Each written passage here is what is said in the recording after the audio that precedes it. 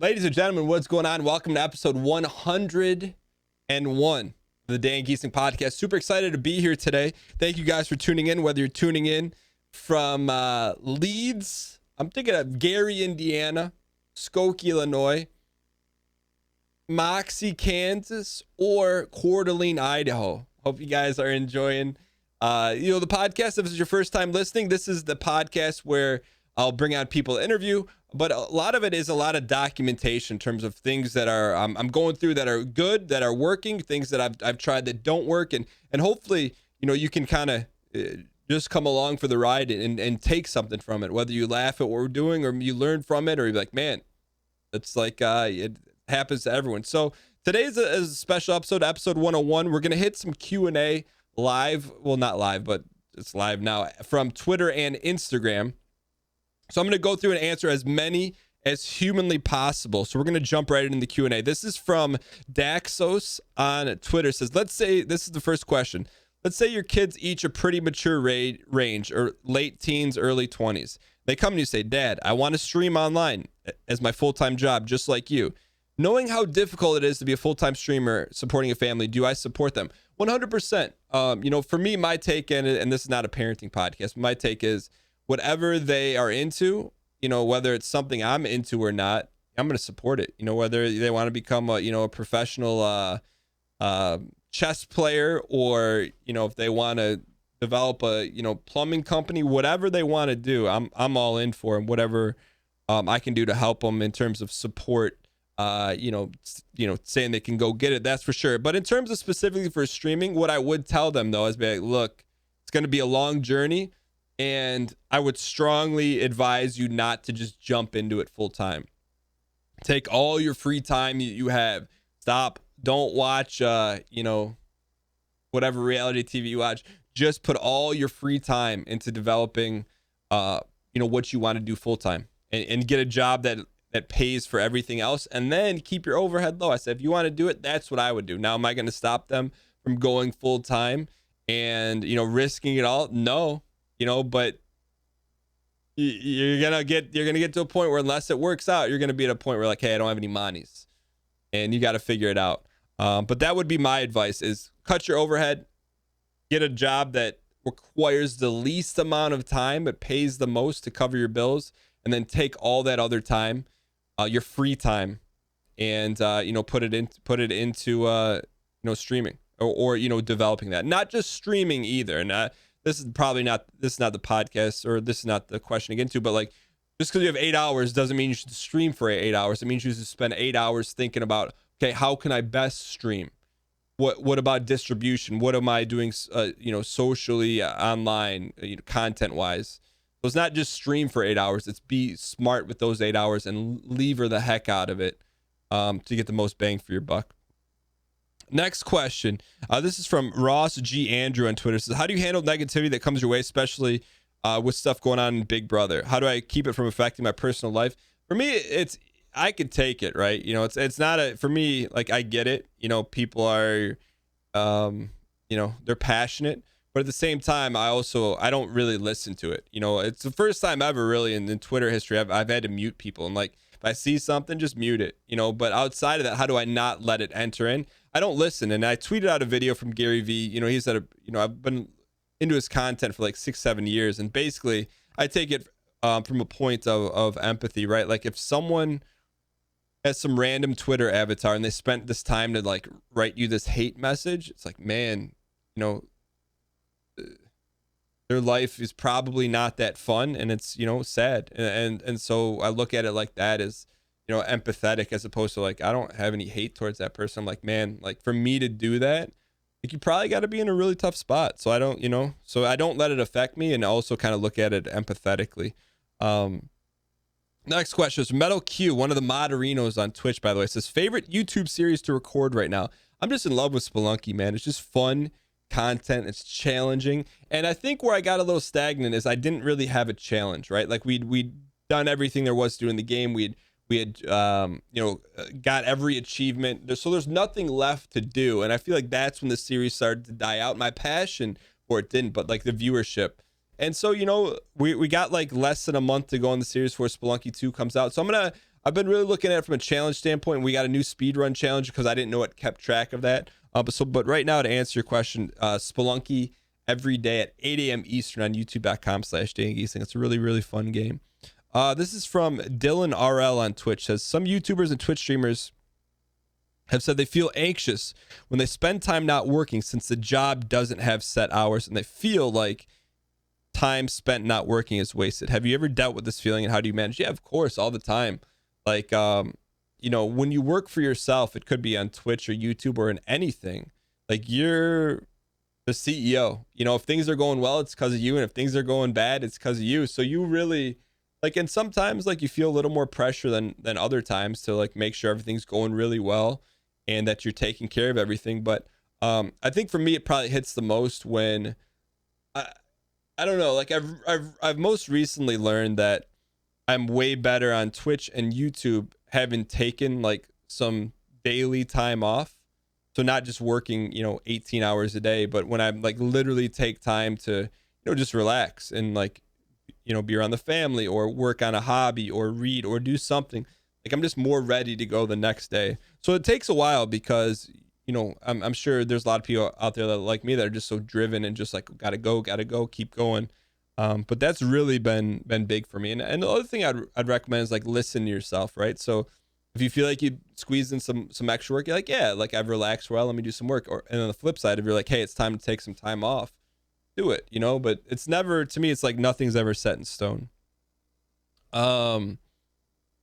This is from Melina on Twitter. Says, how often do you get recognized in public? Is it mostly for streaming or Big Brother? The only time something like that happens is if I go to like a formerly massive sporting event, like a Pistons game, Lions game, maybe go to the mall, clearly not so much anymore. Like chances are I'd probably say 1 out of 3 times I go to something like that, someone will come up. And most of the time it's from Big Brother. But for me, it was like, and dude, it takes a lot of courage to come up to, someone you see on TV or on YouTube or something. So I always just try to make it as fun as possible. And it's like, I enjoy it because it's a little bit different when you can see someone in person that you've made laugh or you entertain them. But it's been cool. It's happened for YouTube too, and random places.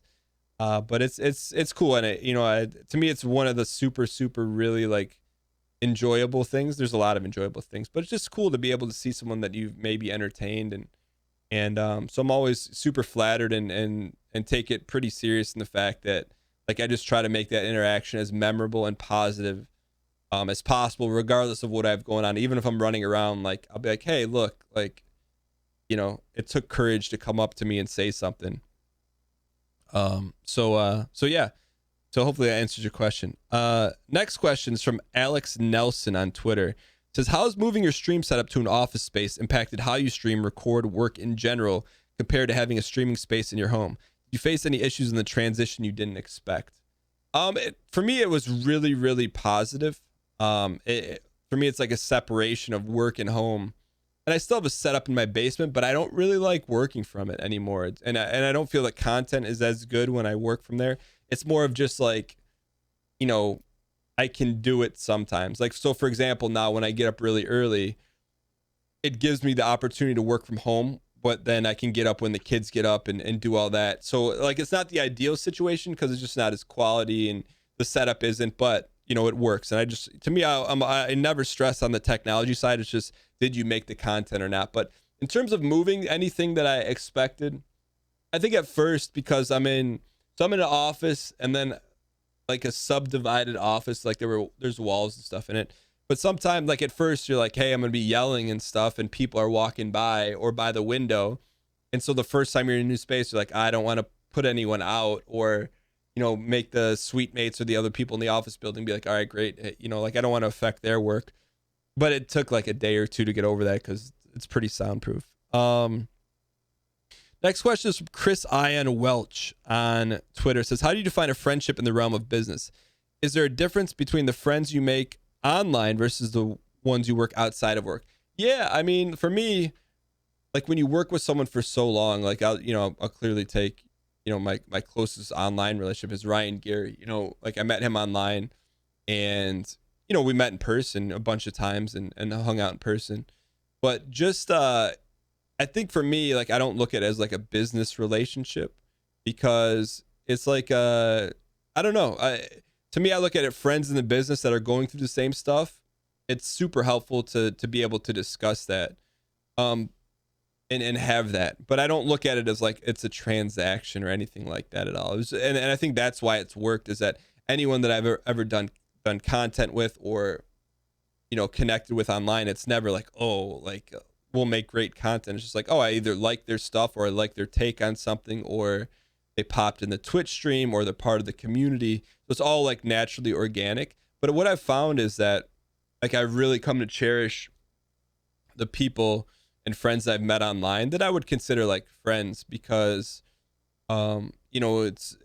it's proven to me like the online barrier doesn't determine like if it's a real friendship or not.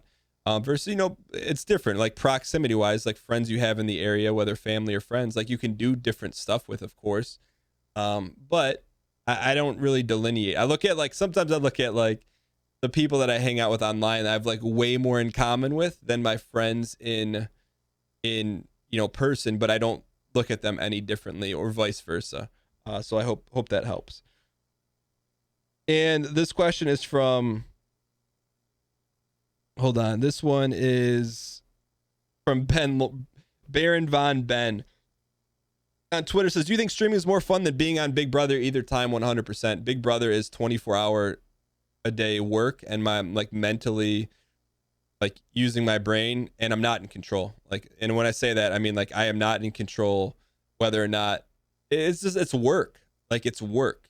Going on that show is work, and it's fun work, and it's a great opportunity. But like, what I get to do for my business is fun. Like, I look forward to it. I don't have to worry about like, it being deleted tomorrow, because I don't know. It's not even close. Like, Big Brother it was a fun experience, but it's not even close. It's like something you do one time versus something you do forever. And that's why I look at like my business is like, I plan on doing this forever, or as long as, people are willing to watch.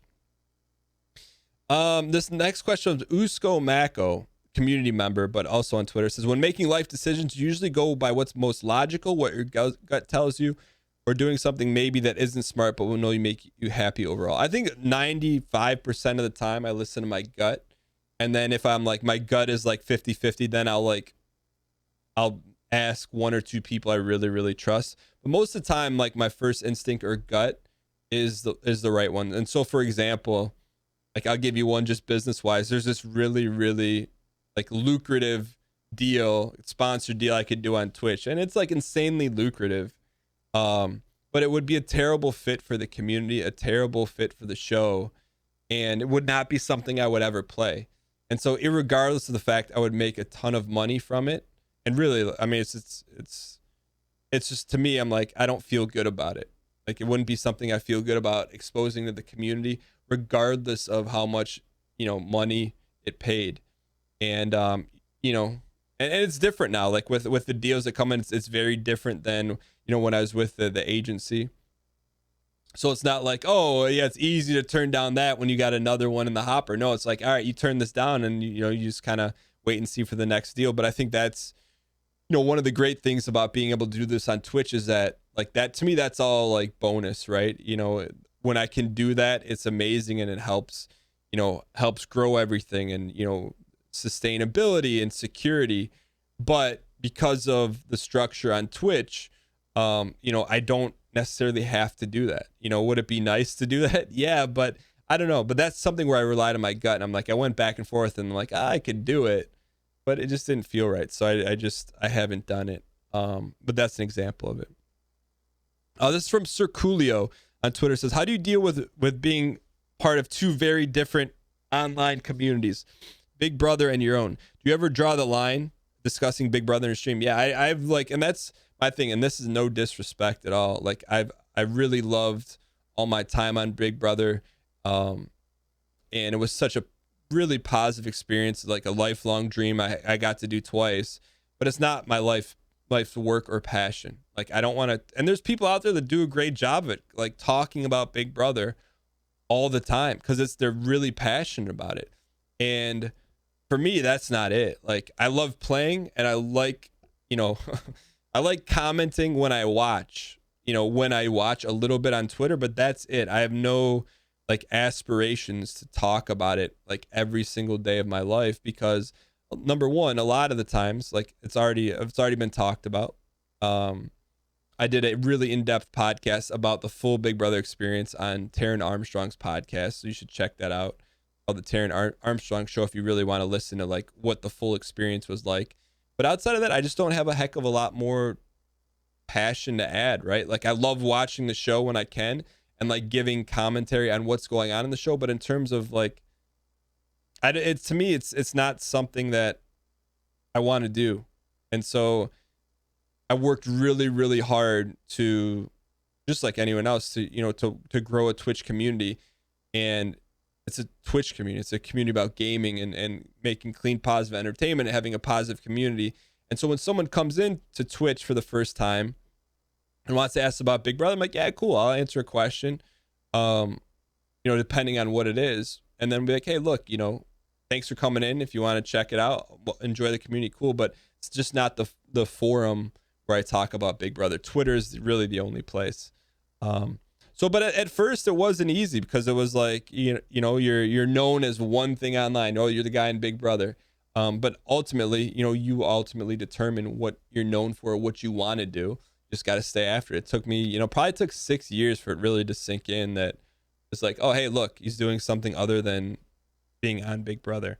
Next question is from Absolute Goon on Twitter. It says, how do you deal with your mental health when you can? Some have said to be a very lonely job. Oh, you're talking about Twitch. So to me, just, getting out. I feel like the way Twitch is an interesting, or anything, any kind of live stream is an interesting like hamster wheel, right? Like, the more you do it, the more money you make, the more you grow. But eventually the hamster has to get off the wheel, whether it gets so tired that it can't go anymore and collapses, or it decides, hey, I've been on the wheel enough today, let me step off and get some rest. And so I think, I want to be a individual that does it for a very long time. So just to do that, like, get outside,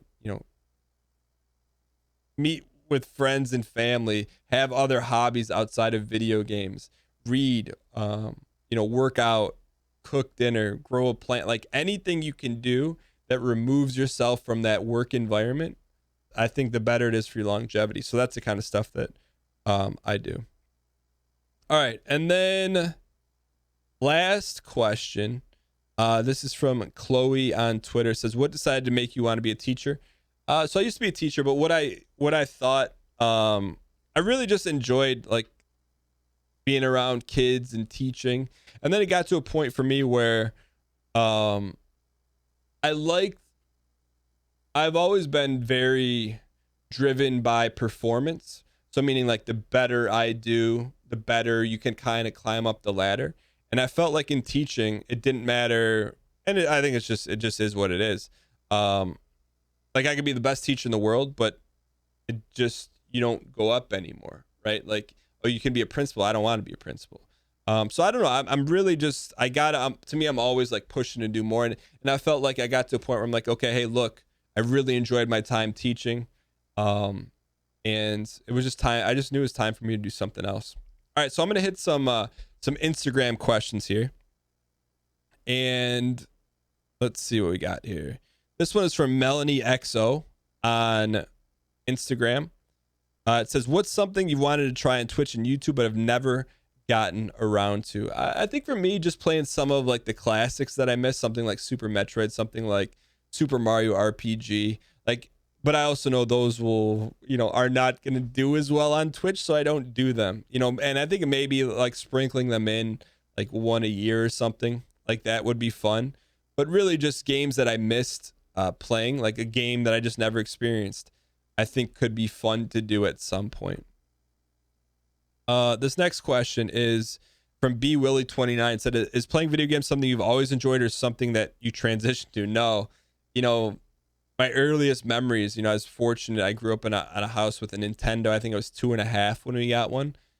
And then we also had computers like in the 80s, which was super rare. So I grew up around all that stuff, playing games. And so it was just something I always really, really liked to do, but didn't grasp that you could potentially have a business around that until like 2011, thanks to an individual named DJ Wheat. This next question is from the real Oof on Instagram. Says, are you done playing Big Brother? I always thought maybe like a third time would be fun, but after, seeing, after just the stuff going on online, which I've no, I can take, but to put people that I love to do that and handle it, that, I would never, to me, that's it. Like, it's any small desire I had to play again, which was already small to begin with, is now gone because of that. It's one thing when you play the game and, I could take the heat, but your family and stuff and friends have to read that. And it's just, I'm good. Like, I really enjoy my life right now, and it's extremely disruptive, number one. And then number two, to throw that on top of that, I'm good. I'm really. Let's go. We'll go a couple more here on Instagram. Let's go. Years. This is from Marin Ace 55. It says, years from now, 10 to 20, would you go back and listen to this audio journals from episode 1 to 101? I don't know. I don't, maybe it could be like fun content, to like say, all right, hey, we came back from a long way. But I think maybe there'll be some point in times that, since everything's documented, it could be cool to do that. I think what may be even like kind of, I guess, in that same vein is that I wonder one day if like, someone listens to it, 10 years later and be like, oh, look, hey, I found this, through Apple Podcasts. Who is this guy? And then 10 years later, like, whoa, he's still at it. Like, to me, that's kind of cool. Or even like, like as your kids get older, like are they going to listen to this? This is from Ted Wallace 18. It says, what is something you wish you could tell yourself 12 months ago? Loving the content and keep it up. Very sad like that. I got the answer to that question right away.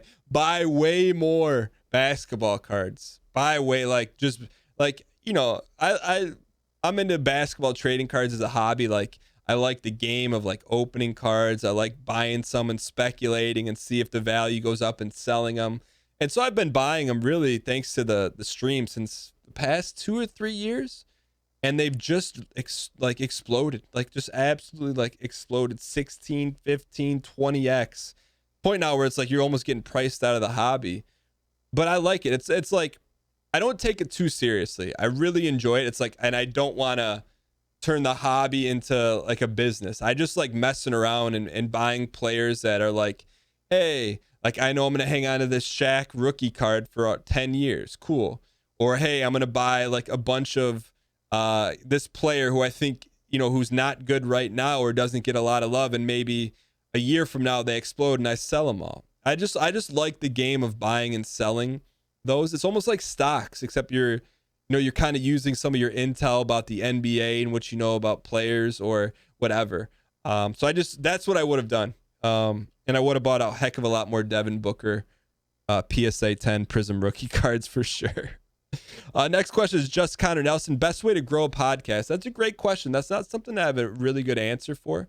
Because I don't know. I'm just going. Like I think number one is you just keep creating your podcast. But in addition to that, I think anything you can do to spread the word, whether like interview people, bring value to people. Like, hey, what would you like to see on the podcast? Do you want me to answer your question? Would you want me to talk about this?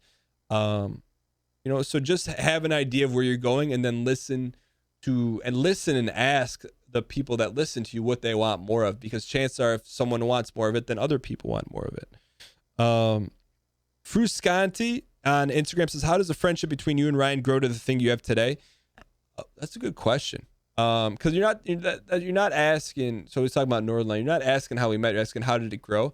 I think for me, it started with an immense amount of respect in terms of like how hard he works, and I always like to be around people that either push me or are doing something different or are just striving to push to do more. I just feel like, to me, that's always been like my friends that I'm really close with.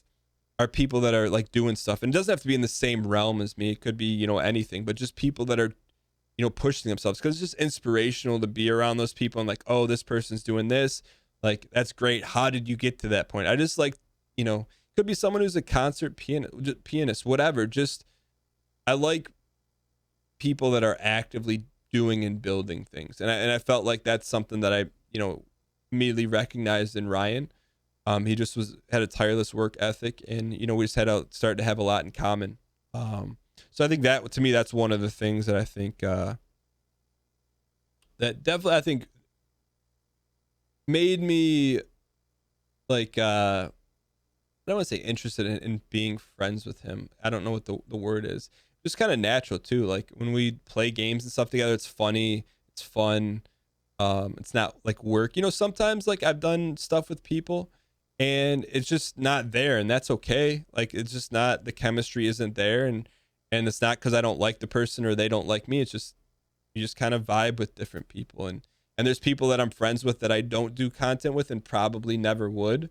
But that doesn't really make them any more or less of a friend. But I think for me, I definitely consider him, you know, one of the friends I'm closest to online for sure. So yeah, so that's a lot of questions, and there's a ton more that I didn't get to. If I didn't get to your Instagram or Twitter question, I'm gonna do my best to answer them directly, even if they weren't featured on the podcast. But thank you guys so much for tuning in. Thank you guys for listening to episode 101. I'm gonna go ahead and read off a couple. Don't pull that up there. Cool. I'm gonna read off a couple iTunes reviews. First off, from HN Fry 5754. I appreciate the 5-star review on iTunes. Says, Dan gives a great deal of insight and background on how he goes about planning and executing his Twitch and social YouTube media channels. I appreciate doing that. And then Big Cheese M says, whether you're looking for advice on how to balance your day today or insights from one of the top Twitch streamers. Hey, that's a little bit of a stretch, but I appreciate it. There's a little bit of everything on the show. Thank you guys so much for sticking with me for 101 episodes. Thanks to those that have left reviews on iTunes, Spotify, SoundCloud, Stitcher, YouTube, on the YouTube channel too. If you watch the video live at youtube.com/DanGheesling. Thank you guys so much for tuning in. I hope you guys enjoyed this one. And as always, I will see you guys next Monday, 6 a.m. Eastern Standard Time for the next episode.